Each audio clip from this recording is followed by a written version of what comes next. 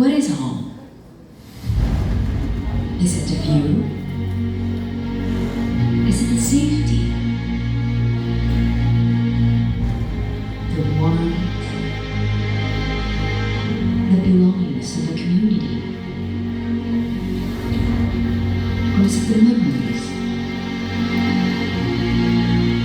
You know what easy code is?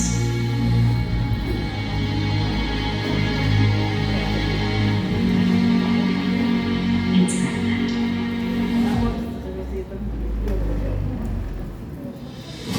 Grandland offers a diverse range of award-winning living spaces, tailored to suit every taste and lifestyle.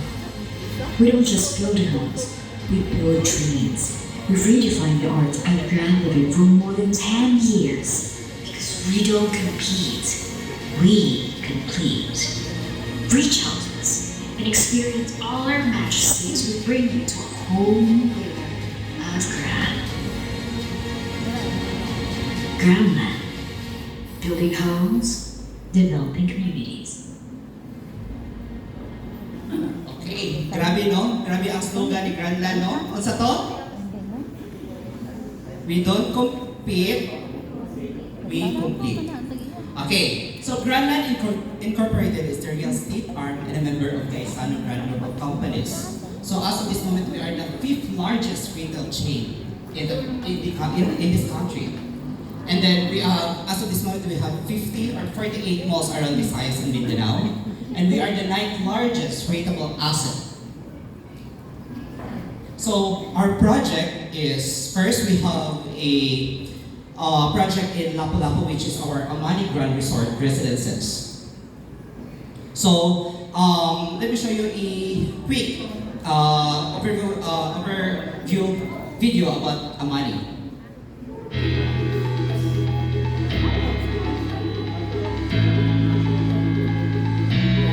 So this project is a 2.3 hectares. Of course, you can enjoy also the swimming pool, which is a 500 square hectares rather. So as you can see, this is 5 minutes or 3 minutes going to International Airport.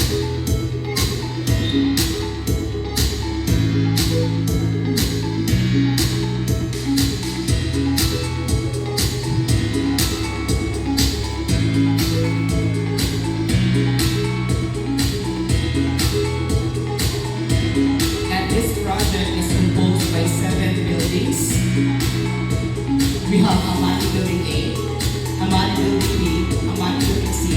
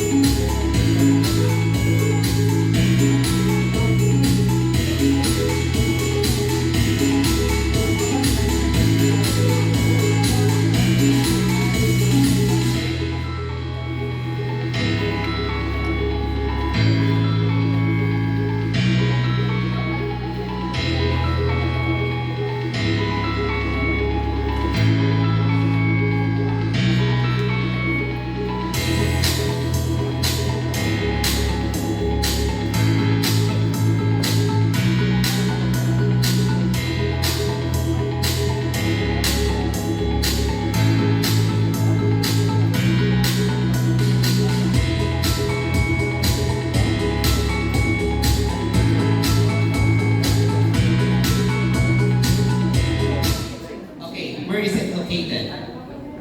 Kasi nakato na sa, ano? Nakato na mo, ani sir? Naka-sighter na mo tanan? Wala pa. So, para sa itong mga bago, this is located at Matupupusok, Lapu-Lapu Road. If gikan mo sa city, padung na mo sa airport is naay pa left side diha, naay chikaan. Kisa may nakakita diha sa chikaan, sa left side. Okay, then mga 2 minutes going sa sulod ana, makita na nato si Amani Grand. So if ganahan mo makipag-sighter dito, just contact your broker specialist, GNI broker specialist. And then, this project is at 2.3 hectares. Okay, they are 3 to 5 minutes going to Cebu Mactan Airport. And of course, we have a rent-to-own program. Foreigners can own. And also, we are a pet-friendly community. So in Amani Building A, as what I told you earlier, naatay RFO na dire, but naanatay few units. So if naay ganahan mo check sa inventory today, pwede na tamo doon after sa ato ang presentation. Kay paunhanay na lang din, I think we have 3 units na lang or 5 units for this building. And the deliverable of the units is finished. Again, ang turnover na ito, pwede na yung dili na ninyo in interior. Pwede na ipalitan ng mga appliances and then good na for Airbnb. And then for the computation, later on, maghatag ramitan ng ani. Then, i-discuss lang namo sa inyo ha one-on-one or mag-group lang ta dito sa Bayo. Okay ra? Okay ra tang tanan? Okay. Okay, for Amani Building B is I am very happy and proud na karong adlaw officially sold na tanan si Amani B. Kinsay nakahawak karong adlaw ang batch 1. Yes, it's because nakita nila ang potential na maka-income yun dito sa Amani. So, again, wala natin mapilian dere adto ta sa Amani Building A later. Okay? Kasabot ta? Okay, again, deliverable of the unit is finished. Same with the computation, ihatag na mo later on. 1BR. Okay, for Amani Building C, this Amani Building C is nag-start na to of turnover floor by floor. So as of this moment, naatay mga around 30 units available dire. So again, ang kini nga unit is dili pa siya mapuy-an. It might be naapay 3 months or 4 months before na ito mapuy-an. So naapamoy, ma-stretch pa na to ang inyong move-in fees and down payment. So, yes, ang computation na to is nanatay actually rent-to-own. Since nag-start kami o turnover ani floor by floor. Kabaw naman ta, why dili na mag-turnover sa tanang units, di ba? Kaya we need to assure na dapat lipi ang units, dapat perfect.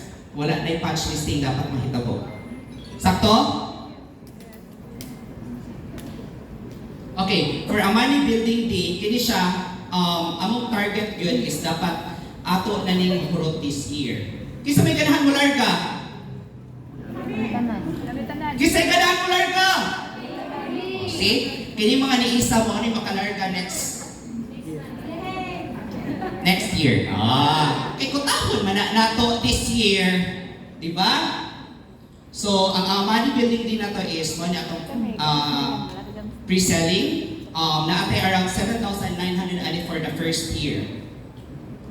So, again, if nangita ang inyong buyer o kanang medyo affordable ang iyang equity, kini ang ato ang ihatag. See, for the first year, we have 7,900. Second year is 9,900. Third year, 12,900. Ang ato ang mga 4 months or 5 months ani is nasa 20,000. Barato mahal. Barato mahal. So, bini makahalit yun mo, no? So yes, kini siya sample ROI dito sa Mactan kung unsa gid ang ma-income, kung pila gid inyong ma-income dito. So, again, this project is going to international airport na lang sa 3 to 5 minutes going to international airport. And then, we all know that Cebu ranks as number 1 of the most preferred destination among overnight travelers. Why? Nganong kita may pinaka most of na rank 1? Kinsa may makatubag ani?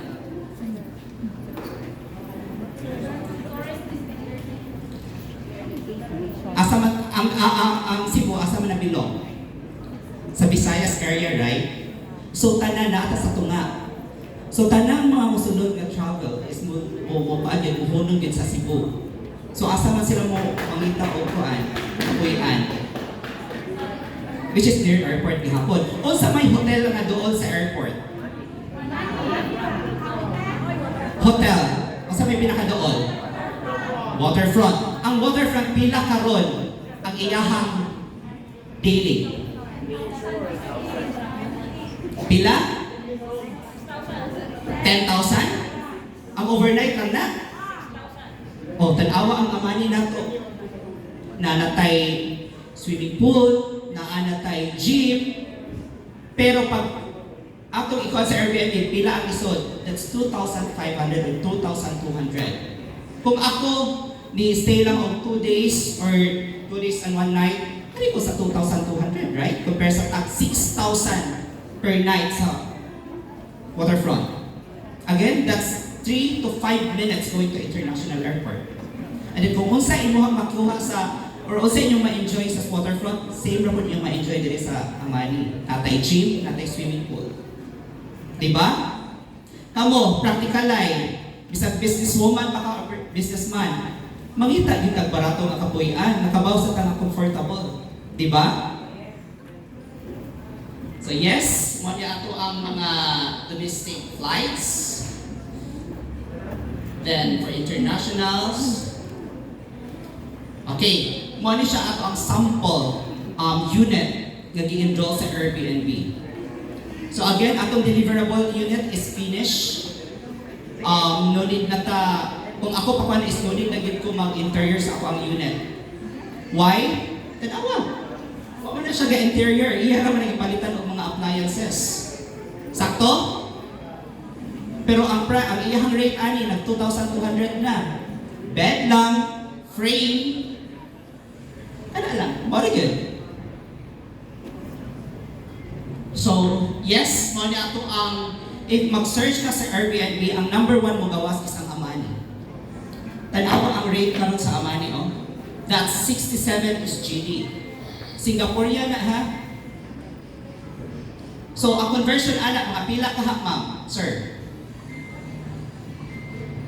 Again, that's around 2,200 or 2,500. Wala lang, simple lang iyang design. Pero ni-income na siya.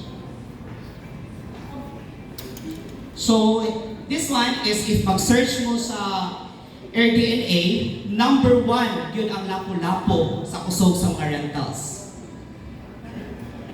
Di yun nato na malimod kay naatay statistics na makita. Again, number 1, ang Lapu-Lapu. O sa pinakadool na kondo sa Lapu-Lapu, pinaka-near airport. Precisely. Amani, yun ang una maaduulan o ma-search sa Airbnb. So, okay. This one is a sample ROI sa ato ang ipa-Airbnb. So, projected ang atong daily rate is 2,200. Atong weekly rate is 10,000. And then, the monthly rate nato is 25,000. And then, let's for example, it's our monthly rental. Let's say, sample na ni 100 occupancy. Monthly rental nato is 25,000. Then ang atong potential gross income is that's around 2. Yeah, ang atong potential net income is already naana siya sa mga 285,000. That's around 7.1%.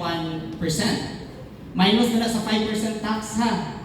water bill, sa pa siya, realty property tax, tanan, monthly dues. Kisa may mahatag na yung 7.1%. Do you think makahatag ang bangko, ani?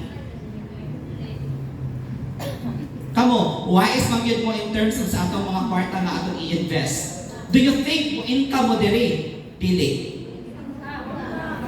Hinay. Correct. Income kita compare sa, sa bangko nga pila na percentage ang mutubo, di ba? So this one is daily rental. Let us say 100% occupied. So again, that's 2,200. Assumption na siya ang 100% ha. Sa kana na let us say, ang imong limpyo tanan is 562,000. I-minusan na ng 30% expenses. Again, nikita kang annual na 12.49%. Nindot pati. Diba? Kung ako papilion is, ano ko sa daily, mas ako akong income sa daily compare sa monthly. Sakto? But of course, if tipon mo ganahan ma-hustle, then you go for monthly. Diba? But if ganahan mo maka-income o maayo, o sa man ito pilion? Daily. Yeah. As if lang, dili puno na alata sa 80% occupancy. Again, the total na ka potential net income nimo within 80% is nara sa 449. That's around 9.99%. Nindot pati. 80%. 80% pero income ka. Diba? And then this one is daily. Sa daily, again, ni income ka of 7.49. So, di good, no? Wa gyud makahatag ani nga bangko. Grabe ang iyahang kita if mo invest ka sa money. So again, since limited na lang ang dito units, after sa presentation sa amo ang Vice President karon, pwede ta mag one-on-one or mag group presentation na po dito para atong masabtan kung unsa gid ang naa sa amani. Kisa may ganahan makakwarta. Kinsay ganahan makalarga. Kinsay ganahan makasakyanan. O, sa pamidugayan na to. What are you waiting for? Reserve now. Anyways, thank you so much sa inyong time. Hopefully this kining nga team karon sa afternoon. Since kanina ha, naanay makakuyot. Oh, ako ang lovey-dovey. Nganong late man eh. Anyways, yes, hopefully kamutanan makalarga mo. Then, yes, na ako ang mga broker specialist, ako ang team. And kini sila nawag yun, ni sila itulog 24/7 magkuan sa inyong mga inquiries. Kasi may naka-experience ani. Nga, hasta kadlaw, tubagon mo. Tungang gabi ito, tubagon mo. Isa ang kamot. Kay kung mo isa, tantangon ako. Wise will do. So, wala? Ako, sige. Sakto ra. So, again, if ganahan mo magpa one-on-one or group presentation, naarang sa loyo, naarang computation, then willing to help para sa inyo mga clients kamo Cytor. Ako ang team, naa si Carl Gran, naa si Chris Gran, naa si Kyle Gran, naa si Apple Gran, naa si Roland Gran. RG Gran, and yours truly, Enzo Gramlan. Thank you so much, and hopefully, again, makalarga ta this year. Thank you!